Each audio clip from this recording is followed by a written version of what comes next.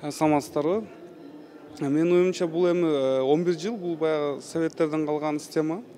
Эми баягы мындай эл аралык стандарттарга караганда ал жерде бүт эле мына Европада караса 12 жылда IB деп коет ал системанын ичи. Ал жерде бардыгы 12 жыл окуйт. Эми биздики дагы ошого алып келели деп атат окшойт, международный стандарттарга. Мен ойлойм бул туура эле го дейм. Эми баягы өзгөрүү болуш керек да. Анан эми ал жерден дагы мына нагрузканы кичине азайтабыз деп атат. Мен окудум программасын. Ошол эми бул жакшы көрүнүш деп ойлонуп атам. Анан мына азыркы биздин кесипчилер айтты, электрондук тизме боюнча ал такыр иштебейт. Эмне дегенде көп мектептерде азыр өзүңүз билесиз, бир класста 40 баладан 50 баладан окуп атат. Бул эми эмне деп атат? Биз билим берүү тармагына көңүл бурган эмеспиз да. Мамлекетибиз 30 жылдан бери. Эми азыр мына эми ушул убакыты келди окшойт дейм да. Ошол жаңы мектептерди куруп, жаңы системаларды алып келип. Саламатсызбы? Сиз азыр билим берүү министрлигинде соц тармактарда аябай талкууга алынып атат. 12 жыл бул аябай көп депчи балдарга билим берүүдө. Деги эле сиз депутат катары кандай ойлойсуз? Кандай пикирдесиз?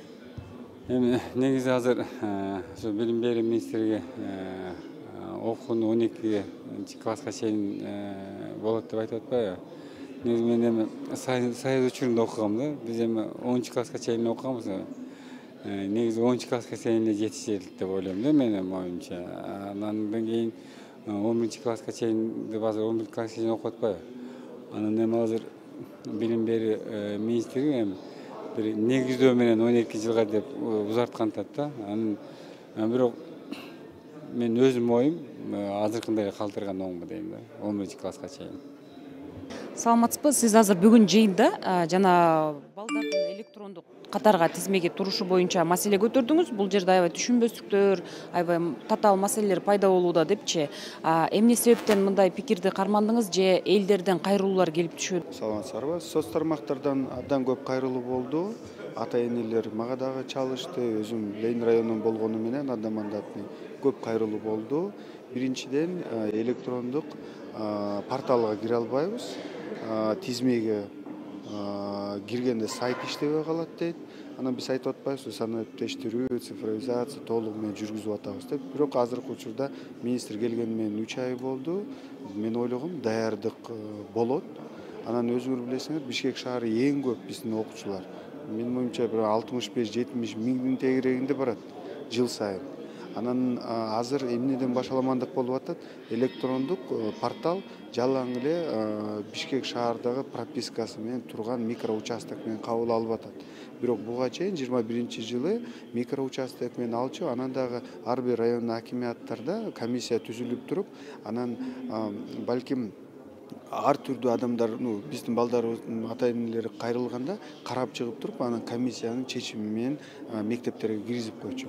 Элестетиңиз, азыр пропискасы жок шаарда жашаган биздин жарандарыбыз жөн эле азыр 10 миңдин тегерегинде мектептерге барбай калышат. Анан үйдө эле отуруп калат да. Анан биздин милдетибиз билим берип балдарыбызга бериш керекпиз. Ошол үчүн азыр министрди чакырып туруп, эмне себептен мындай башаламан болуп атат? 12 жылдык окуу программасын киргизебиз деп атат. Эми кайсы категориялар менен кандай критерийлер менен киргизебиз деп атат. Бизге азырынча белгисиз, бизге эле келе элек, киргизе элек.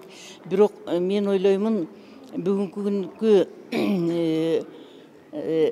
балдардын психологиялык өнүгүшүн жана ошондой эле бүгүнкү күндөгү биздин мектептердин абалын, ошондой эле бүгүнкү биздин билим тармагындагы деңгээлди карап туруп, мен эртерээкпи деп ойлоп атам. Себеби 12 жылдык билим бериш үчүн бизге баардык шарттар түзүлүш керек.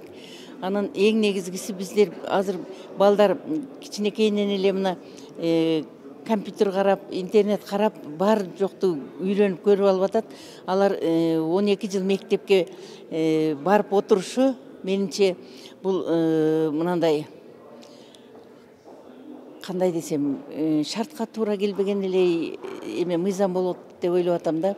Мен өзүм дагы мугалим катарында, эми биз биздин убагыбызда 10 жылдык эле, 10 жыл болсо дагы 10 жылда аябай жакшы билим алып чыкканбыз.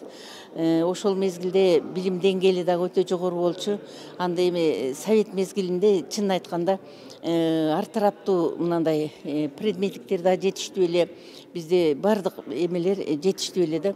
Ал эми азыр ушул эми бүгүнкү күндө 12 жылдык эмеге мен каршымын.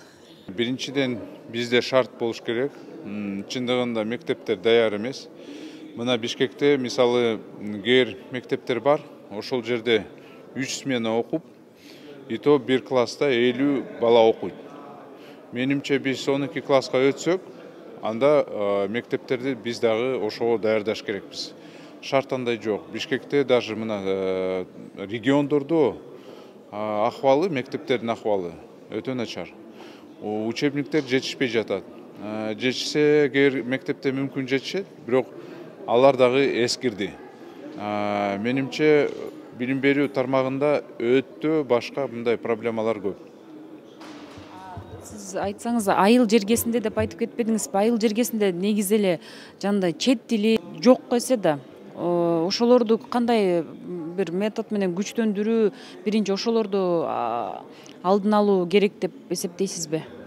Айыл жергесинде бир проблема бар.